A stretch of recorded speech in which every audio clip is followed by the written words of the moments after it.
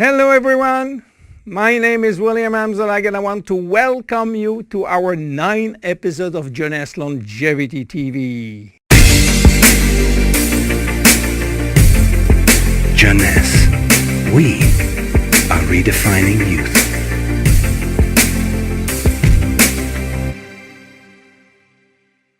Obesity, or should I say globesity. Today, obesity is a worldwide epidemic disease. There is an outrageous eruption of a worldwide obesity even in the countries where not so long ago famine was the #1 health issue.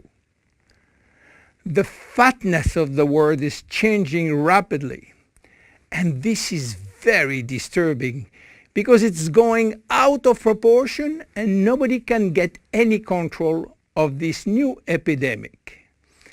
Many children become obese and then become obese adults.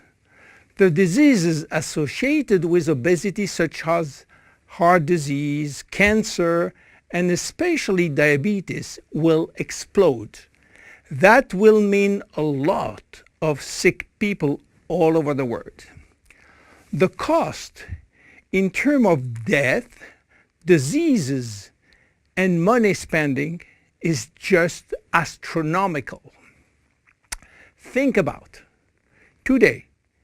There is in the world about 3 billion people overweight and 800 million real obese.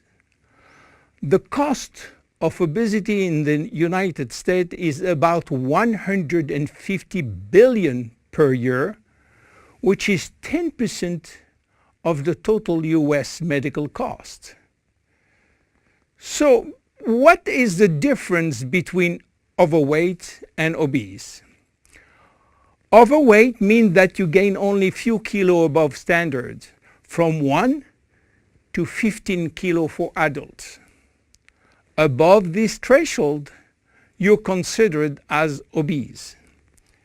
If you wish to get more detailed information, then you have to calculate your BMI, which means your body mass index, by using the following formula: your weight in kilo divided by your height in square meters.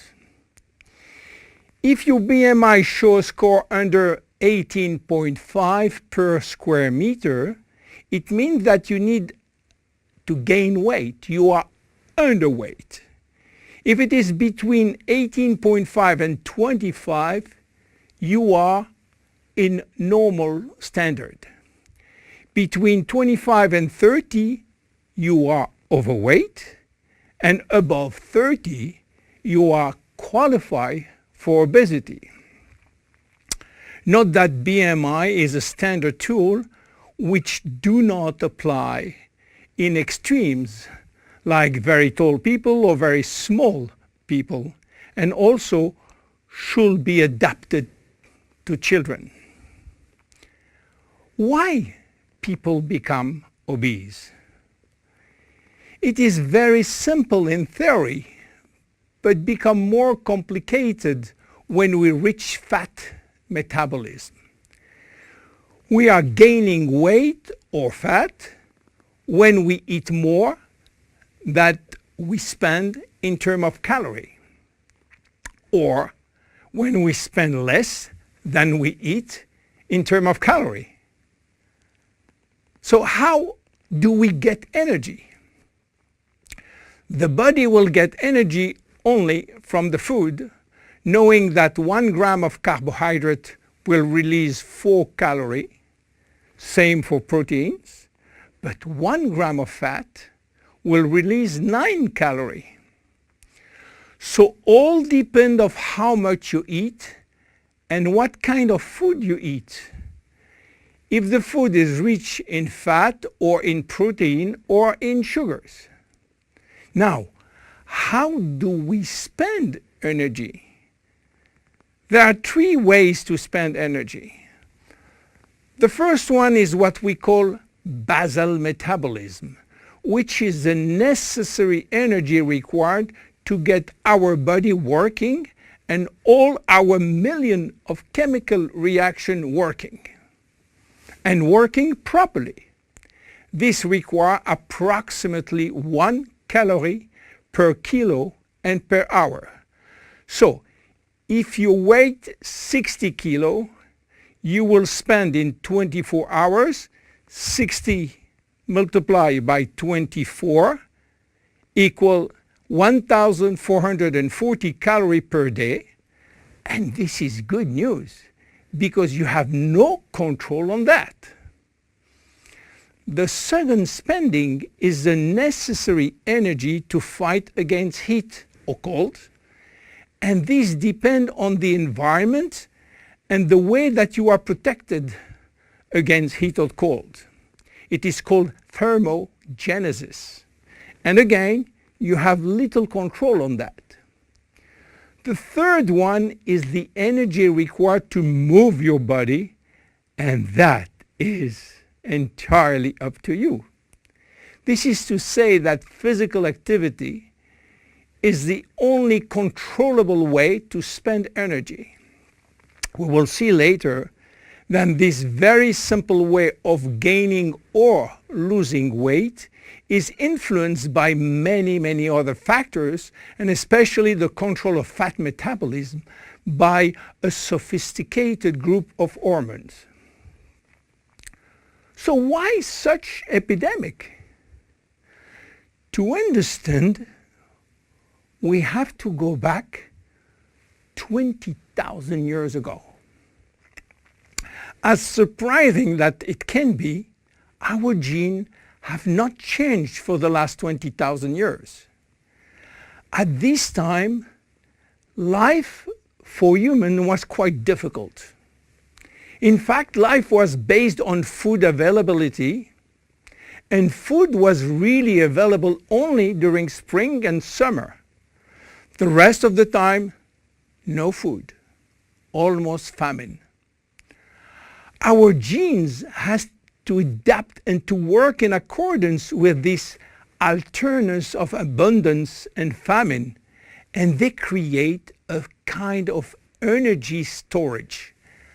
The fat cell was born.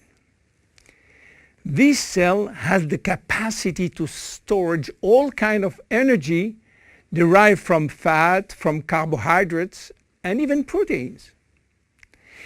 It can increase 50-fold its size and retain energy in the form of triglycerides. Because of uncertainty of food availability, our genes were oriented toward the saving mode, which means that every time we eat, all the energy coming from the food was oriented in the storage facility. What happened 20,000 years later? Our genes are still oriented towards saving mode, but there is no more famine. On the contrary, the new society offers an extreme abundance of food rich in calories, and that all over the year. And guess what happened? Everything is going first in storage. And once in storage, it is very difficult to get out. You understand now why it is very difficult today not to gain weight or fat. But there is another factor. 20,000 years ago, in order to bring food at home, men were hunting, fishing, or climbing trees to get fruits. And that was a huge energy spending mode. Today, with a new technology created for lifting heavy items or escalator or elevator, we reduce drastically our energy spending. You understand now why it is so easy to gain weight or fat. What are the consequences of obesity in terms of health and longevity? To make a long story short, it is a disaster. Being and staying obese will lead to a long list of chronic diseases, including cardiovascular disease, diabetes, cancer, metabolic syndrome, and consequently a drastic shortening of life. That will not account for the uncomfortable physical, emotional, and mental consequences of being heavy for ourselves and for our relationship. In terms of aging, obesity is shortening telomeres, increasing DNA damage, and reducing stem cell pool. So what to do for reducing obesity? Obviously, it is quite difficult considering the worldwide effort of the medical community with so small results. Health authorities are repeatedly organizing campaigns to inform people about the consequences of eating too much sugar or fat or the lack of exercise. But the food industry until now do not help and still putting on the market food rich in bad sugar and bad fat. The first step is to be convinced that improving your lifestyle, which means improving your nutrition, your physical activity, managing your stress and your emotion, in order to stop impulsive eating, will be a very good action to preserve your life and your longevity. The second step will be to use specific food supplements to help managing your fat metabolism and rebuild the muscles that you lose when lacking exercise. This is why Jeunesse decided to create a new line of product specially designed to counteract craving, to help fat metabolism, and to reduce muscle loss. Be with us in our next episode dedicated to the Zen Body line. My name is William Anzallag, and I will see you on our next episode. Thank you.